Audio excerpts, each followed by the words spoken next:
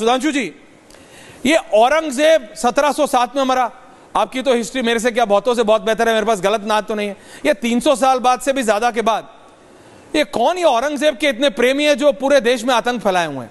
और ये modus operandi Sudhanshu जी, नू हरियाणा आपको याद है, लोग पूजा करने गए थे, नक्सल टाइप अटैक, गोरिल्ला अटैक पहाड़ों से हुआ था। अभी महू मध्य प्रदेश और अब नागपुर। ये थॉट प्रोसेस सेम है सुधांशु जी?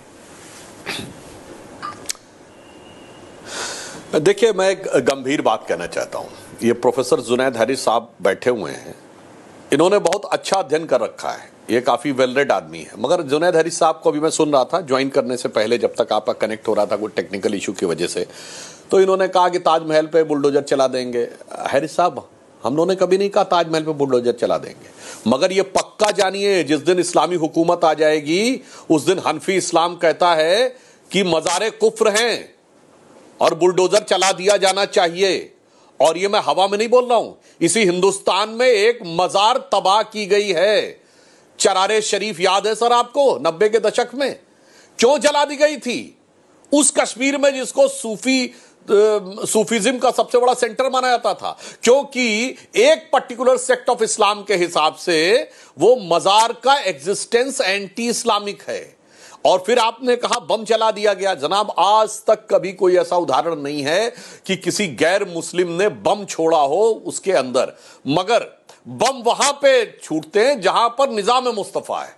पेशावर की मस्जिद में धमाके सुनते हैं हम लोग काबुल की मस्जिद में, शिया मस्जिद में धमाका हो गया, सीरिया में सुनते हैं, इराक में सुनते हैं।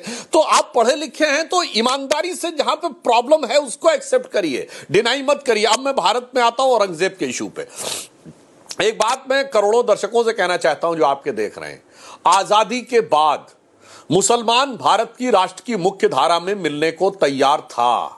वो ये अपनी अलग आइडेंटिटी नहीं रखना छोड़ने को तैयार था। जो सरदार पटेल ने 3 जनवरी 1948 को कलकत्ता में अपने भाषण में कहा कि भारत के ज्यादातर मुसलमानों ने पाकिस्तान बनने के लिए वोट दिया है, जो बिल्कुल सच था, ये सरदार पटेल ने बोला है। परंतु मैं नहीं मानता कि एक दिन में दिल बदल गया। पर अब पुरानी बात छोड़ो, अब ये मत कहो कि मुझे अलग आइडेंटिटी चाहिए, अलग हमें मुकाम चाहिए, हमें अलग कानून चाहिए।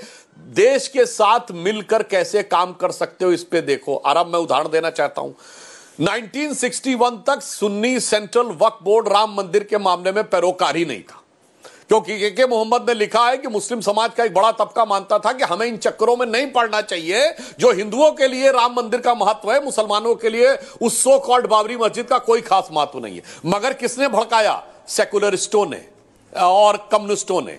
यह किस मुसलमान ने मांग की थी वक्फ बोर्ड की? जब 54 में नेहरू ने किया है। मेरे विचार से एक मुस्लिम नहीं दिखा सकते जिसने कहा हमें वक्फ बोर्ड चाहिए। नेहरू ने कहा हम देंगे, चिंता मत करो। मदरसे की अलग मांग किसी मुस्लिम ने नहीं की। नेहरू ने कहा हम देंगे, तुम चिंता मत करो। फिर इंदिरा गांधी आई, उन्होंने कहा लो हम उससे ज्यादा देंगे तुमको, लो हम मुस्लिम पर्सनल लॉ बोर्ड बना देंगे। फिर उसके बाद राजीव गांधी आए, अरे कल लो शाहबानो केस में हम शरिया को ऊपर कर देंगे। और मैं बताना चाहता हूं, जब आजादी मिली तो मैं क्यों कहना चाह रहा हूं, अभी वो कह रहे थे कि जय श्री राम का नारा लगा दिया मस्जिद के आगे तो भावनाएं हाथ हो गई।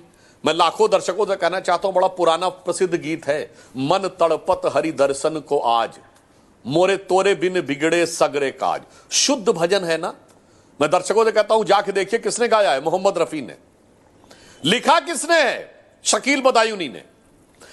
और किसने इस पे संगीत दिया है? नौशाद अली। जनाब, वहां तो कोई समस्या नहीं थी। फिर यह समस्या कब हुई है? यह जब से देश सेकुलर बना है, 1976 42वां संविधान संशोधन।